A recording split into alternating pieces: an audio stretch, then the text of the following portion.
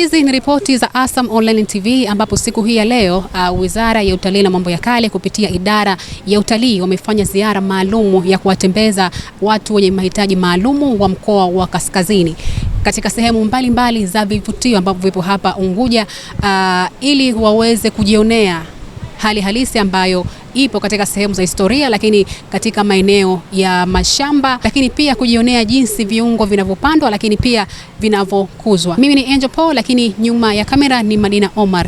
Twende tukaangalie jinsi matembezi haya yanavyofanyika.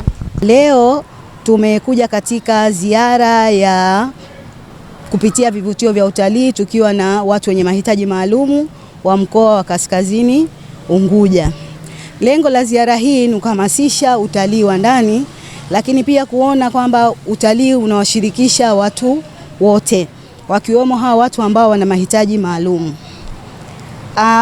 Ziara hii tumekuwa tukiifanya kwa kadiri ambavyo tunapata uwezo wa kufanya, lakini lengo letu haswa ni kuhakikisha kila mwaka mara 4 tunafanya ziara kama hizi ili kuhamasisha utalii, lakini pia kuwafanya watu wenye mahitaji maalumu na wengineo kuingia hamasa ya kufanya shughuli za utalii, lakini pia kuenda katika vivutio vyetu kujifunza, kujionea wenyewe. Kwa mwaka huu kwa mwaka wa bajeti wa fedha 2025-26 ziara hii itakuwa ni ya pili. Tulifanya kisiwani Pemba kwa mkoa wa Kusini, na mara hii kwa Unguja tumekuja kufanya mkoa wa Kaskazini. Kwanza wamefurahi, hawajaamini, lakini pia kuona maendeleo ambayo yanafanyika katika nchi yetu. Wanasikia tu utalii umepiga hatua hii, lakini hawajaona. Kwa hiyo leo wamejionea wenyewe, wanasikia sehemu fulani, mfano wa airport tumepita nao kwenye Spice, wanasikia tu watu wanaenda kwenye Spice Farm wanafanya utalii, hawaujui utalii wa aina gani. Kwa leo wameona katika mashamba yetu ya viungo Spice Farm kuna kitu gani ambacho wao wanaweza kujifunza. Lakini pia wameona ile, wakisikia chai ya tangawizi, ya chai ya masala tea, lakini hawajui mfano hiyo masala tea inaunganika na vitu gani. Huo mti, wakiambiwa huo mti unaotengeneza hiyo chai ni huu, wamefurahi kusema kweli kuona hivyo, kwamba sio wanaona kile kitu kimeshatayarishwa tayari, lakini leo wameona utayarishaji. Kabla ya utayarishaji kuna kupandwa, wamejifunza vitu vingi kupitia kwa mfano kwenye hizo Spice Farm. Lakini maeneo mengine, maeneo ya makumbusho yetu, kujua historia yetu, wamefurahi kuelewa hilo pia.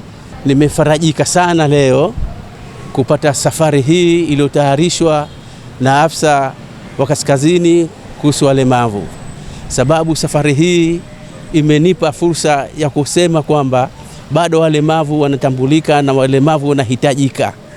Maana moja kutoa amri hiyo ya kuja kuwachukua walemavu kuwapeleka sehemu ni moja kwa moja kwamba mlemavu na yeye pia anayo haki ya kutambulika na kuweza kufahamu na kuweza kuyajua mambo. Kwa hivyo nashukuru sana safari hii kuja kuchukuliwa kuenda na kutembelea safari hii ambayo inayoendelea. Walemavu na wao wanahitajika katika jamii. Unaona, kushirikishwa nimefurahi kwanza. Na halafu kitu yenyewe sioni, lakini kuona kwenye kusikia, kuambiwa nafahamu, najua, nikiambiwa nasikia. Ni kubwa zaidi nikigusa ndio kuona kwangu. Kwa hivyo nikigusa ndio kitu hichi.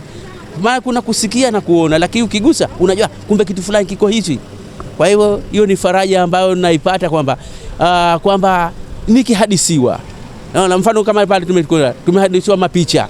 Picha mimi sizioni, lakini nahadisiwa. Kuhadisiwa zinaingia kichwani. Nafahamu kumbe iko na bendera. Najua bendera iko namna gani, lakini nimefahamu. Kwa hivyo ile kusikia, kugusa ndio faraja kuona kwangu. Lakini kusikia na kupia na nimeona. Kiupande wangu mie leo nimekuwa ni siku special na nimefurahia sana, tena sana. Kwenye safari nimefurahi sana, ila naiomba serikali ikiacha kwa kila mwaka, bora tufanyie kila ndani ya miezi 6 itufanyie hili jambo, kwa sababu wengine tulikuwa hatujui mwanzo, hatujui mambo ya history, tunapita tu kwenye majengo, lakini tulikuwa tunaamini kwamba ukienda pale inakuwa vati yako kubwa kama mzungu vile, lakini tumepata kujua mengi kwa pale unapokwenda Mswahili na mzungu pana tofauti na kiasi cha kuingilia bana. na pia tunaiomba serikali ituwezeshe sehemu kama zile na watu wenye ulemavu wa kuwemo kwenye kufanya kazi sehemu kama zile, tupatiwe elimu za kutembeza wageni, pia na sisi tupatiwe nafasi za kufanya kazi mle kwenye airport na sehemu mbalimbali. Kazi ya kwanza mimi naweza nikasema hata kuendesha vile vigari vya airport vile, hata mimi naweza. Na ukiacha hivyo hata kazi ya kusema kuchukua wageni kuwapeleka kwenye hoteli, hata mimi mwenyewe naweza. Kikubwa tu kuwezeshwa. Uwezeshaji ni mdogo, na sitoshi kwenye watu wenye ulemavu, sisi uwezeshaji wetu ni mdogo sana. Tumekuwa tuko nyuma kwa kila jambo.